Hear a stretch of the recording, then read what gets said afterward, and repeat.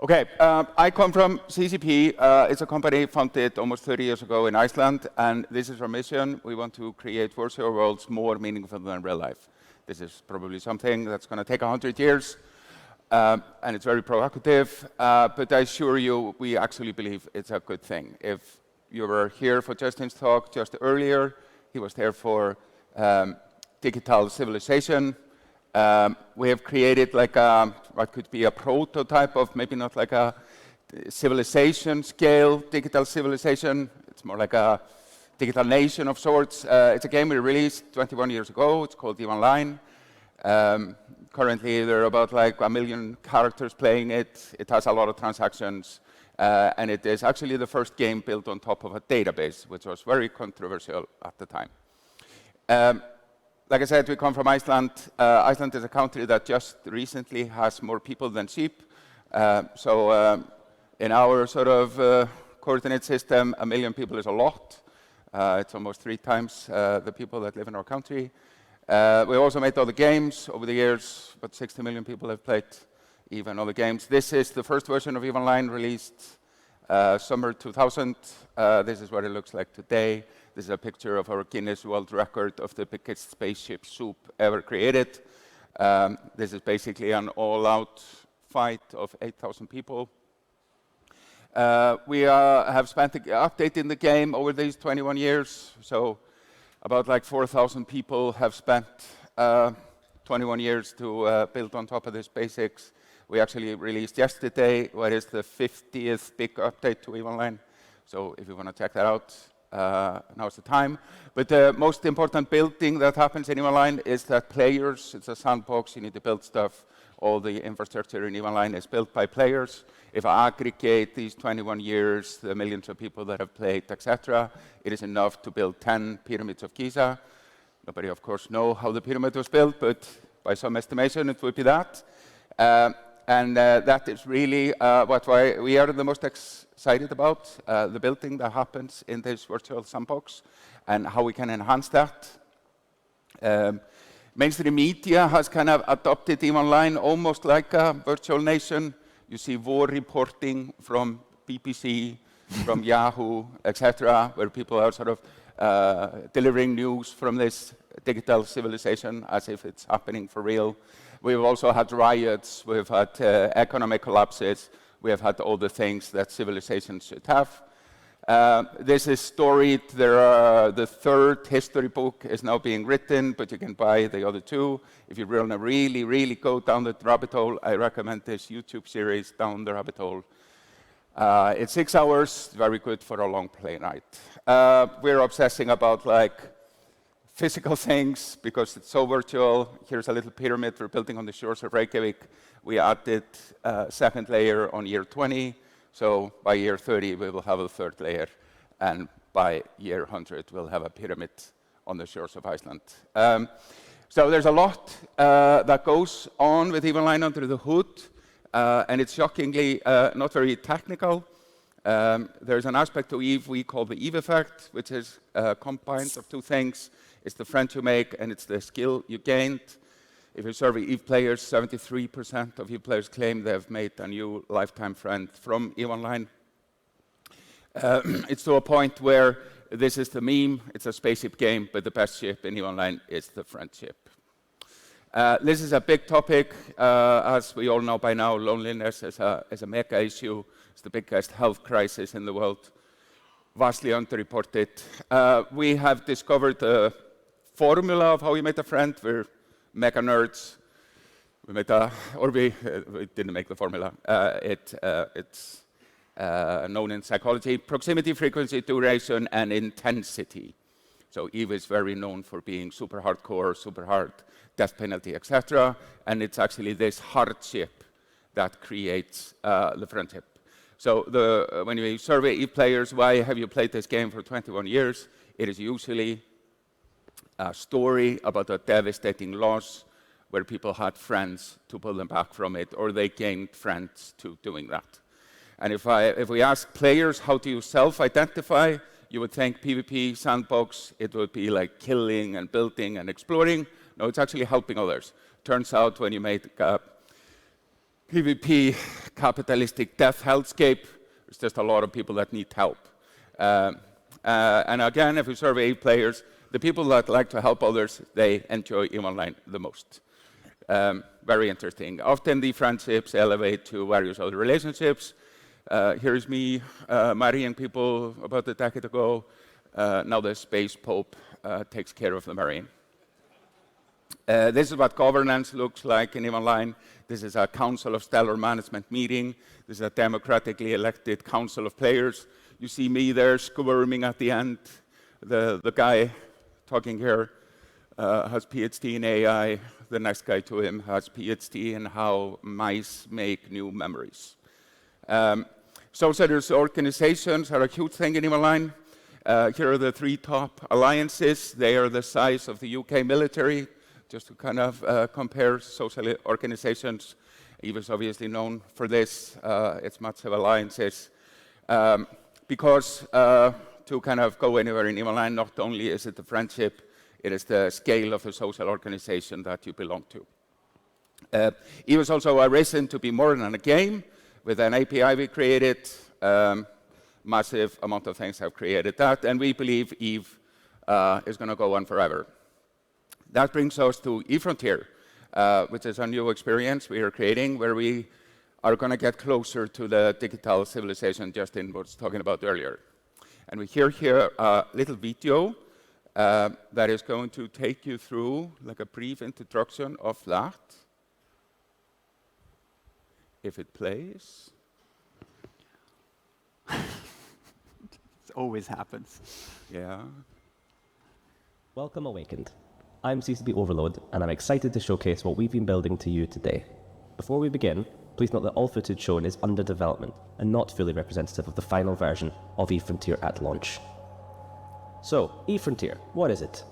At its heart, eFrontier is a space survival simulation, an online multiplayer survival sandbox where players are locked in constant conflict within a region of space known as the Frontier.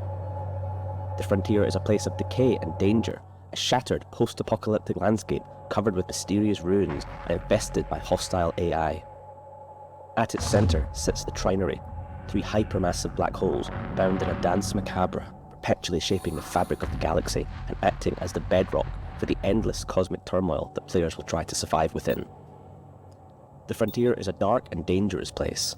Ancient structures from a long-gone civilization crumble and rot, while riders, pilots who roam the Frontier, scour them for resources. We are creating a deep next-generation and player-driven sandbox. eFrontier will give players the power to shape the experience as they see fit. With an openly programmable world, players will be able to configure in-game structures to their needs, giving third-party developers complete freedom to unleash their creativity. This also extends to the economy. Players can create their own currencies, establish private markets, and convert their assets, services, and reputation into real-world value. eFrontier places a focus on the now, with moment-to-moment decision-making having meaning and depth. Strategic combat has tactical flexibility, positioning and environmental awareness matters. With occlusion, you are only aware of what you can see before you. Dodge incoming fire, use celestial bodies as cover and execute maneuvers to outflank your opponents. Will you be the defenseless miner, unaware of the hostile ship approaching from behind an asteroid? Or will you be their friend, hiding in wait to counterattack a common foe?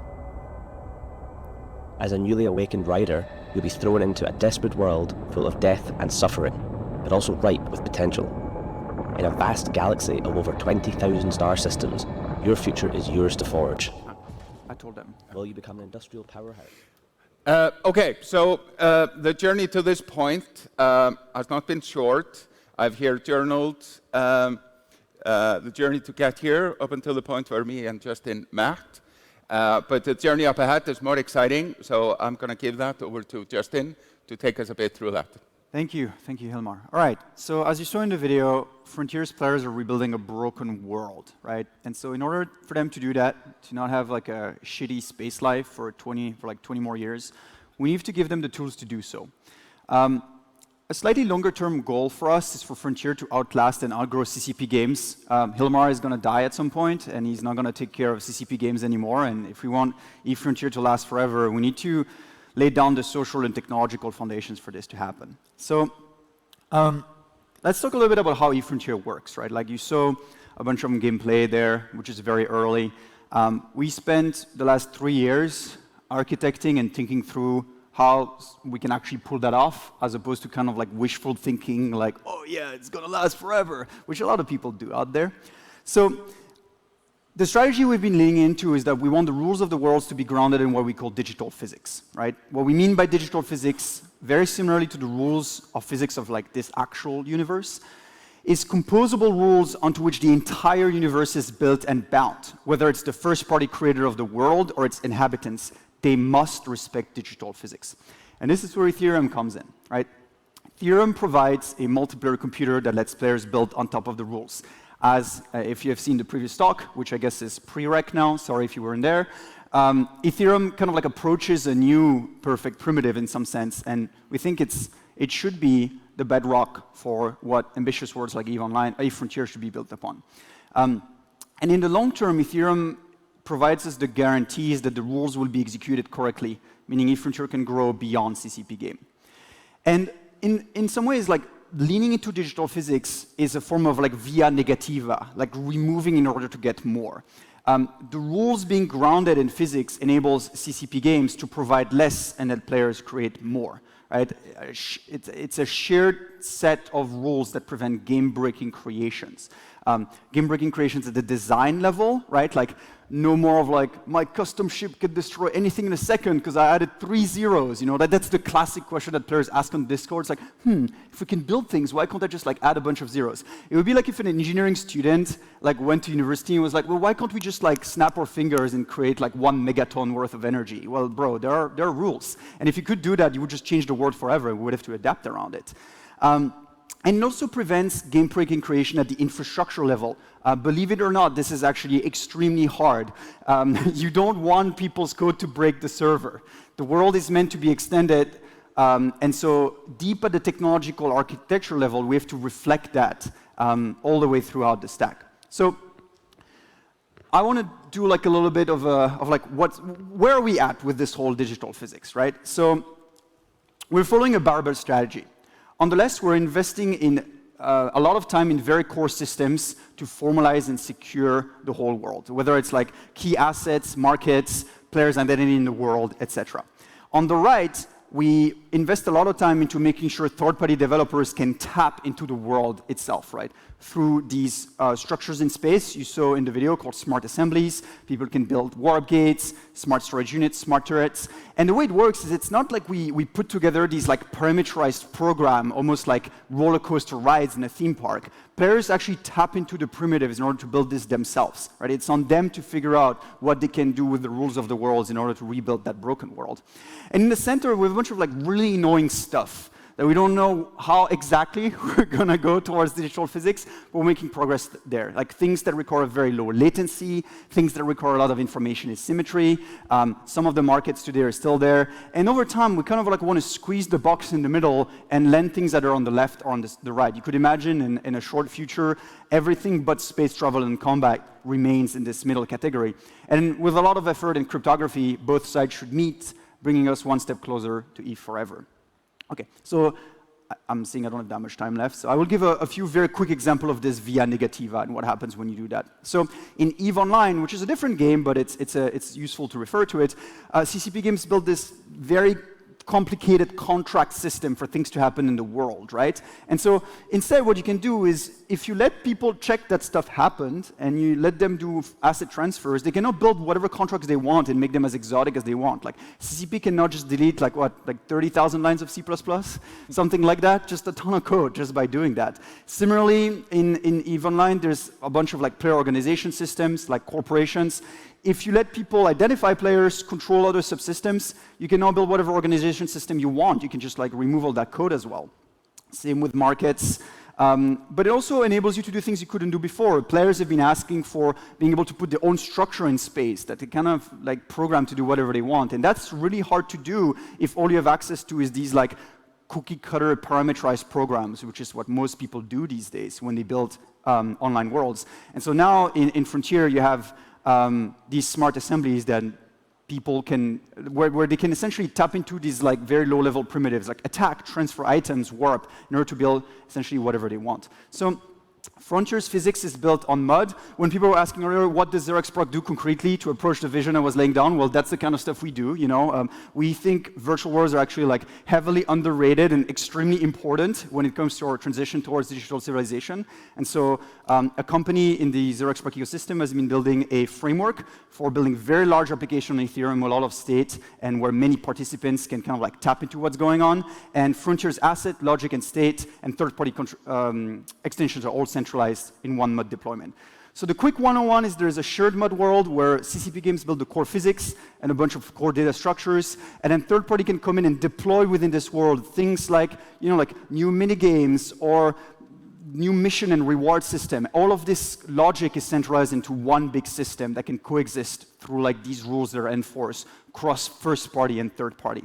And when you put the lens of like, well, what happened beyond the blockchain, what we have is we have the Eve world that is its own source of truth, and on the right we have all the stuff that is still in gray in the diagram I showed you earlier that runs on the solar system servers. The state of the chain is reflected in a chain database. The game database is the good old world database that you guys put together 20 years ago. And what we want to do is we kind of like want to reduce the size of the game database and increases the amount of state on the chain. And over time, we're going to effectively do a progressive transfer of authority from the server to the chain over the next few years, right? So with that, I'll pass it back to Hilmar. Thank you. Yeah, so I'm not that yet, as Justin predicted, but I have started quoting myself. Here I am, sleep deprived 20 years ago.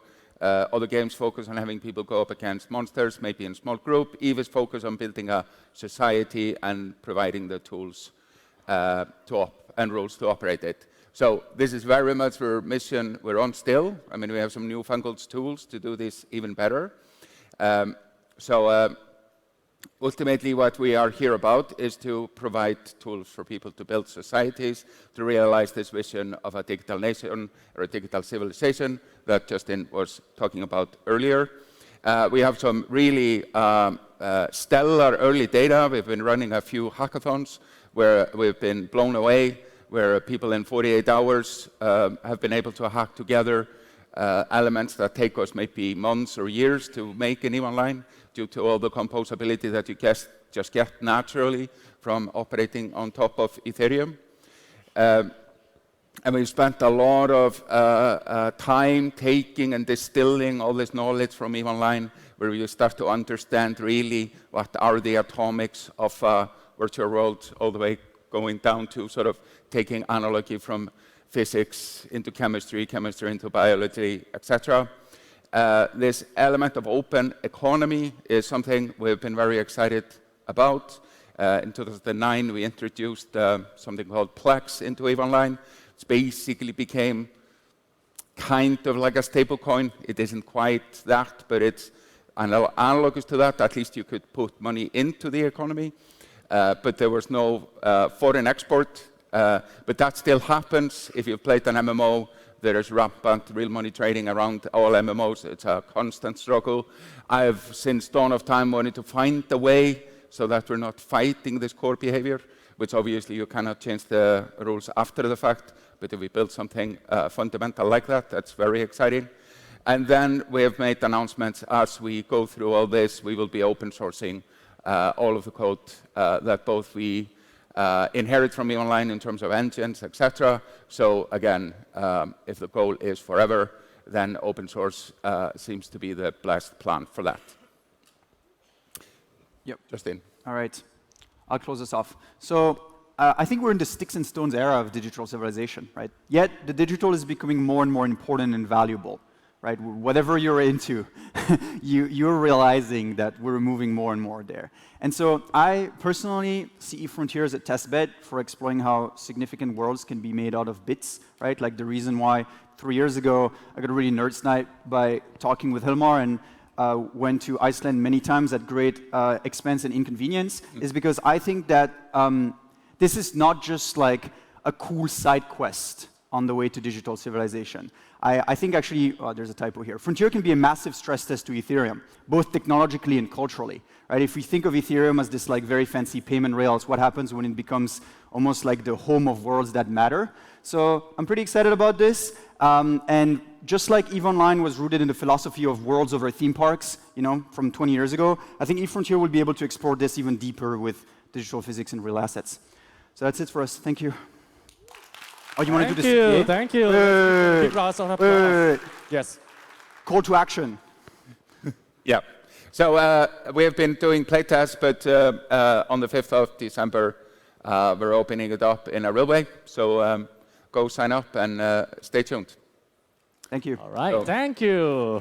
Thank you. You both stay on the stage. We're going to do a Q&A, and please scan QR code and then jump in and then just vote the questions you like or just throw out the questions. Okay, the first one. I have a history of fifth column robbery in EVE. If I do this in Frontier and bridge my winning to Ethereum, will be arrested under the US hacking laws? Do you want? Yeah, so even when we started, even when we released EVE Online, we had these kind of problems. EVE Online is a futuristic dystopia world where there's a lot of shenanigans going on. If you think the crypto industry is about scams and rug pulls and whatever, welcome to EVE Online. Double risk and cheetah, I promise. So we've been up against this like through all the way, where people were testing these boundaries. And obviously they're going to get more tested if there is some way that you can interface with the things you do in EVE Online into the real world. So as you sign up to eFrontier, it is a little bit like climbing Mount Everest. You will have to disclaim away all your rights to reasonable protection and reasonable expectation of coming out alive. I believe in a world where adult people are still allowed to do stupid stuff, like climb Mount Everest or do a triathlon or whatever. These are all dangerous things. eFrontier will not be that dangerous, but this will be tested, as it has been tested with EVE Online through 20 years. Okay, sounds good. Next one, why you guys selected REST on-chain? So we've tested out many different things. We've done a sidechain, we've done our own L2, but mostly we've been building on top of MUD, and MUD does provide a very easy way to move between various chains. So right now we are on Redstone, and that's working out great. Obviously, Justin and crew have built Redstone to be very good for MUD. So that's the main rationale. Okay, and the next one, how about you deal with the throughput on-chain? Is it sufficient? How do you manage the off-chain and on-chain? So when we built EVE Online, it was the first game built on top of a database, and we got a lot of questions why we were doing that, because databases were super slow at the time. Especially we were using SQL Server, and it was kind of new, and it was even slower. So we built the game around the fact that the data layer is slow. And it just so happens, the way we built the game, it just fits very elegantly on top of another slow database like a blockchain. So the game almost comes pre-built to fit very well to the current situation. Blockchains are about as bad when it comes to these things as databases were 25 years ago. Yeah, and also another thing I add to that is all of this is going to be solved. Like, this is not the hard problem. The hard problem is figuring out what the right atoms are when you build these worlds. It's not like getting the transactions to go faster. That's actually a very low dimensional problems. You just have to spend a bunch of time on it. So in many ways, that's not the biggest risk at all. Yeah. No, the biggest problem with building a game is making the game such that people want to play it, believe me. And how you do the database. Yeah, and the core takes care of itself. Yeah, how you build the database has very little to do with that. So thoughts on letting LLMs participate in the game. So already we have LLMs playing EVE Online. There's a corporation in EVE Online that is managed by an LLM. It's a group of people that ask a language model what they should do and follow the instructions. So there is AI incorporated is already a thing in Online. Most things you are concerned about in life in general, there's an analog in Online. But botting is obviously a mega topic in MMOs overall. It ties into the real money trade around them, etc. So obviously we are leveraging our 20 years of bot fighting into eFrontier, where we have engineered some of the fundamental digital physics in the world to create a sort of a simple attack resistance. Yeah. Botting in an MMO is a simple attack on the economy. So there's a lot of like simple attack-like resistance mechanisms built into the game. Also, let the bots in. Yeah, so that the bots can be let in, but in a way where humans stand a chance.